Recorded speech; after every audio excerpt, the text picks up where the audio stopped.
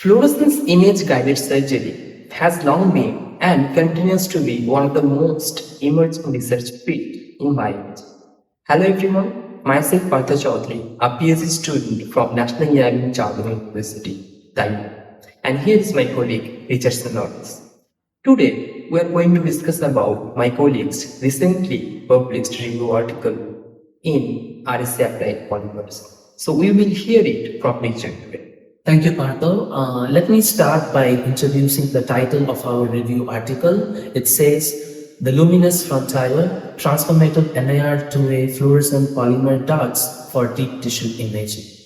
When we talk about deep tissue imaging, it means that we are going to penetrate deeper into the biological tissues. In this aspect, we see that the fluorescence imaging has opened a new window to explore this phenomenon.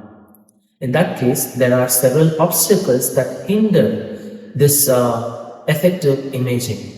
So what is that? Let's start by going through the spectral emission range. So which includes the visible range.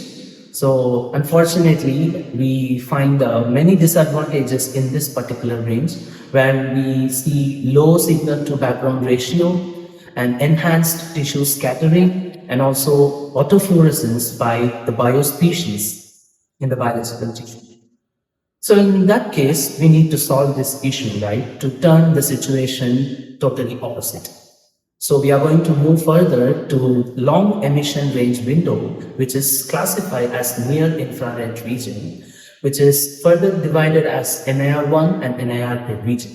The NIR-1 spectral range covers from 700 to 900 nanometer, and the NIR-2 with 1000 to 1700 nanometers. This particular NIR-2 window is further divided into NIR-IIa with 1300 to 1400 nanometer and the NIR-IIb with 1500 to 1700 nanometer and the NIR-3 recently discovered with beyond 1880 nanometers.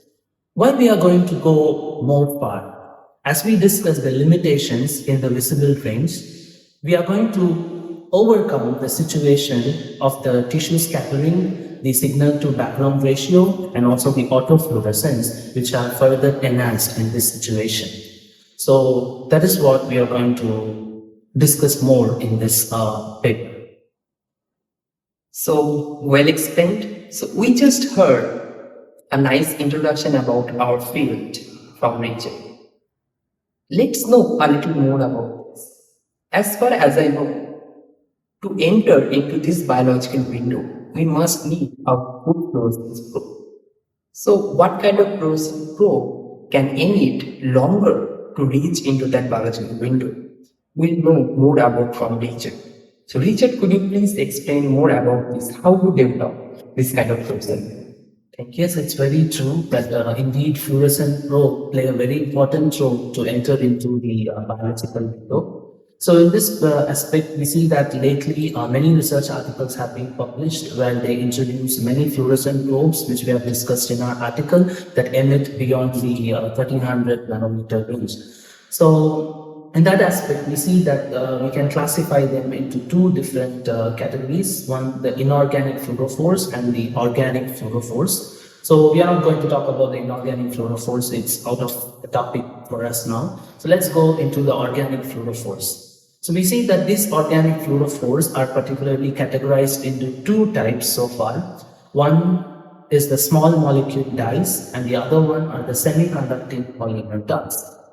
When we look into the advantageous feature to compare between these two, we find more advantage towards the semiconducting polymer dots because you can see they have several advantages like highly tunable optical properties, and then they have extraordinary brightness and also their biocompatibility and also their enhanced photostability, which plays a very important part here.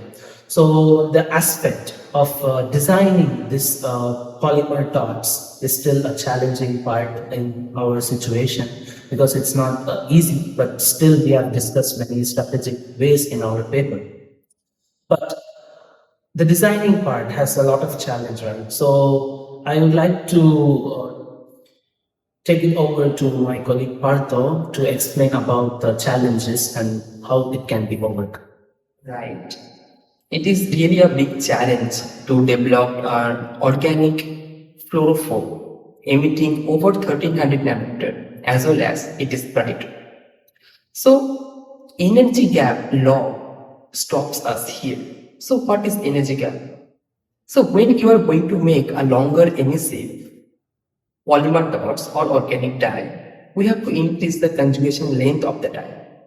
So when you increase the conjugation length of the dye, the HOMO and LUMO energy becomes reduced. And what happened when it reduced? So when it reduced, there is a vibrational overlap between LUMO and HOMO, which channelize a non-radiative pattern, so which reduce the quantum. And quantum E dictates your brightness. Now we want longer emissive as well as higher brightness. But energy gap law stops us here. So that is the main bottleneck in our field. Now to overcome this bottleneck, we have recently been published few papers. And this is based on the reorganization energy, the rigidity of the structure. So you can visit our professor's website, Professor Yangxiang Chan. You can find him in Google Scholar. So you can read our new strategies or our design strategies based on fundamental methodologies to how to overcome the energy gap or how to break the wall of the energy gap. Thank you, Partha, for explaining about the challenges and how to overcome them and how we can prepare the fluorescent probes by overcoming those challenges. And for want of time, we can't discuss much about this, but to know more about the discussion which we did here today, please do read our review article published in RSC Applied Polymers so that you can get a clear insight on how to approach this field in a point-by-point basis. And if you have any questions, you can ask us in the Q&A session or in the videos, and we'll be more than happy to answer you all the questions. Thank you so much for listening.